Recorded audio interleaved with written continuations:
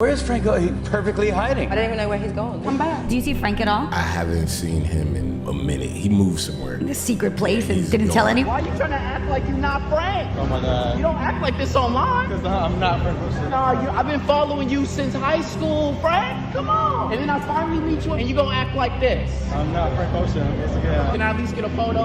Once again. Frank, I'm not 3, Frank Ocean. 2, 1, say Frank Ocean! I'm sure we're taller in another dimension. You say we're small and not worth the mention. I read your diary every line. I wanna drink your words like wine. I read your diary. What can we expect next from Frank Ocean?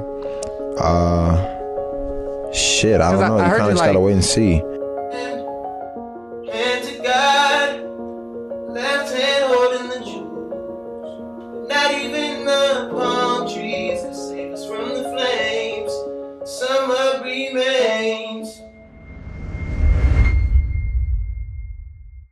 Most artists would kill for the kind of fame Frank Ocean have. A critically acclaimed album, millions of fans, and praised from every corner of the music world. And also, most artists have a pattern. They release music, go on tour, do interviews, then repeat the cycle. In 2023, Frank Ocean stepped back into the spotlight for the first time in years. He was headlining Coachella, a slot usually reserved for artists promoting an album or at least riding the wave of a recent hit. But Frank wasn't doing either. There was no album, no single, no promo, just him on stage, distant, delayed, and barely visible behind a screen. His set started late, ended early, and left fans bewildered. People didn't know what to make of it. Was he rusty? Was he uninterested? Or was he making a statement one only he fully understood? Because this isn't the first time Frank's done something that didn't make sense. Until it did. Most people have a hard time predicting where I might be or what I might be doing. If I'm not in the studio, like, I could be doing anything. There's a number of things. Frank Ocean is 37. He's released 2 studio albums. That's it. He's also released a mixtape and a visual album. But compared to most modern artists, his output is minimal. And yet, he's still ranked among the greatest artists of his generation. How does that even happen? How does someone barely release music and still get called a genius? The answer lies in how he sees music. To Frank, it's not about quantity. It's about message, mystery, and meaning. And this mindset goes all the way back to the beginning of his story. In 2006, a young Christopher moved to Los Angeles hoping to chase music. But the come-up wasn't glamorous. He worked at Subway, he bagged groceries, he did whatever it took to survive. Still, music was always the goal. He adopted the name Frank Ocean, a nod to Frank Sinatra and Ocean's 11, and began writing for others behind the scenes. Before long, he was penning songs for Justin Bieber, Brandy, and even Beyonce. Then came the deal with Def Jam in 2009. On paper, he'd made it. But behind the scenes, things weren't right. The label didn't understand him. And Frank, being Frank, decided to take matters into his own hands. He hated the way the label operated, felt restrictive. So he started working in secret.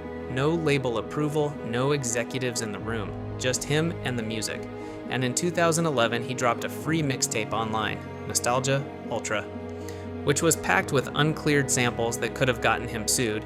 He even got a legal threat from Don Henley of the Eagles for sampling Hotel California. But Frank didn't care.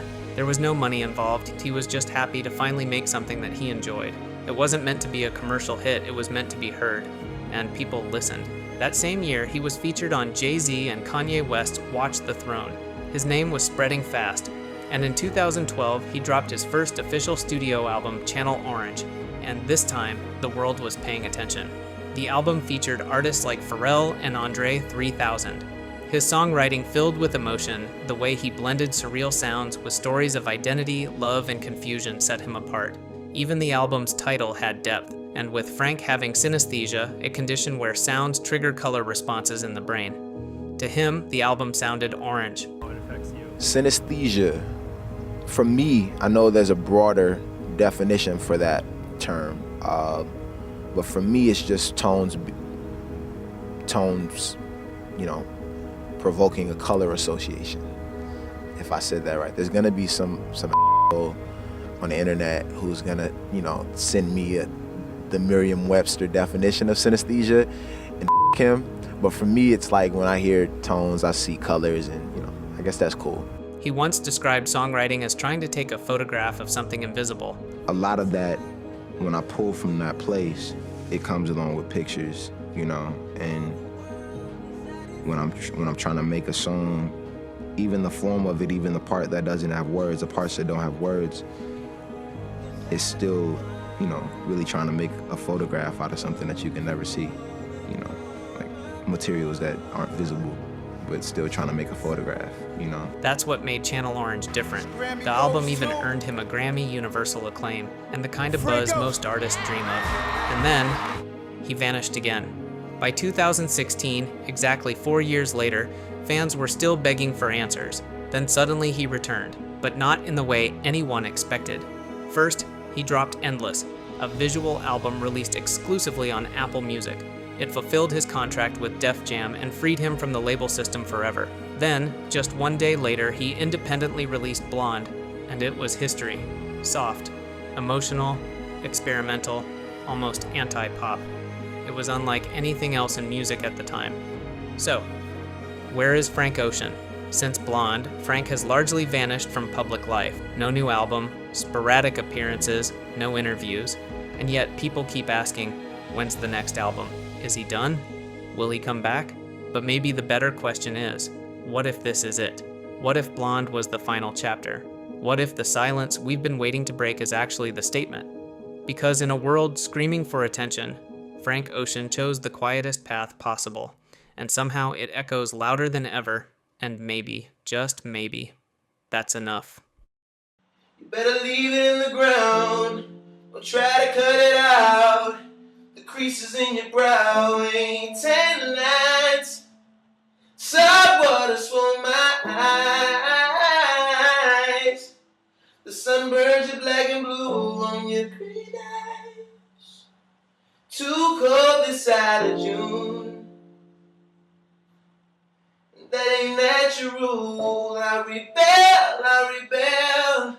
But this ain't natural. I'll take care.